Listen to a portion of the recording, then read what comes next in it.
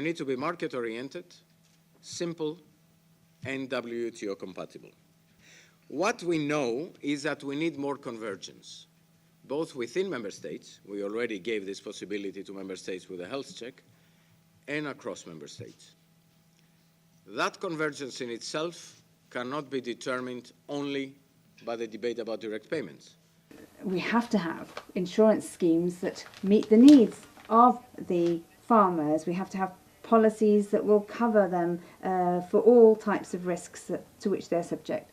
And it has to be at a reasonable cost, a sustainable cost. And this is why public support for these contracts is important.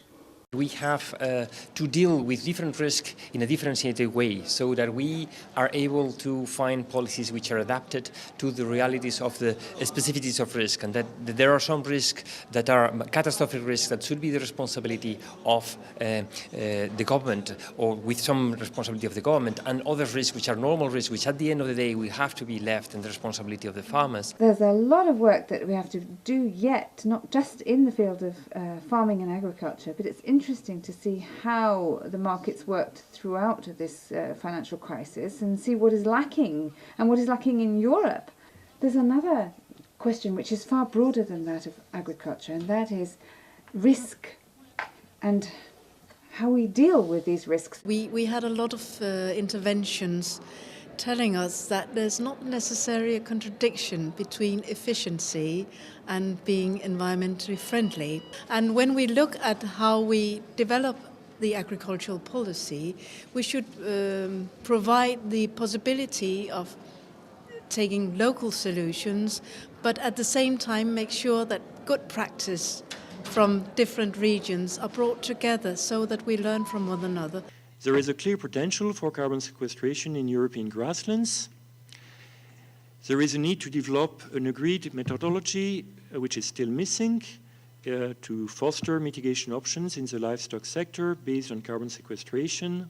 Reducing methane and nitrous oxide emissions from the livestock sector is strongly needed, because remember that soil carbon sequestration is reversible. It is vulnerable to climate change, it is vulnerable to biodiversity loss. So we should act on both sides, reduce methane and nitrous oxide emissions, but also try to sequester carbon. The very idea behind the concept of public goods is to try to find an answer to the question, why do we need policies? When would policy come in to solve issues, to address issues which are not automatically delivered via market coordination? And in this context, of course, we need to make an effort to identify those issues which are genuinely policy issues rather than matters which are better, more efficiently coordinated via markets.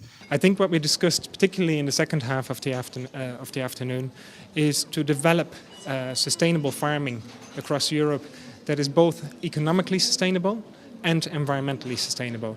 And they don't always exclude each other necessarily. We believe what we call in sustainable intensification of agriculture, that means the efficient use of scarce natural resource, which is about the competitive production of safe, healthy, affordable food in Europe and ensuring our contribution to long-term global food security in a managed way that ensures the responsible use of natural resources, and we deliver the combined economic, environmental and social benefits, and it's based on sound science for agricultural technology and their application in farming.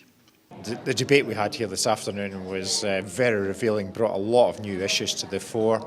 The issue of environmental efficiency, the need to recognise farmers and land's ability to sequester carbon, the opportunities there are for the agricultural industry to further reduce its carbon emissions through quite simple management measures, and also the need to incentivise that and make it happen through using incentives rather than using the stick. The carrot's always the best way to do these type of things.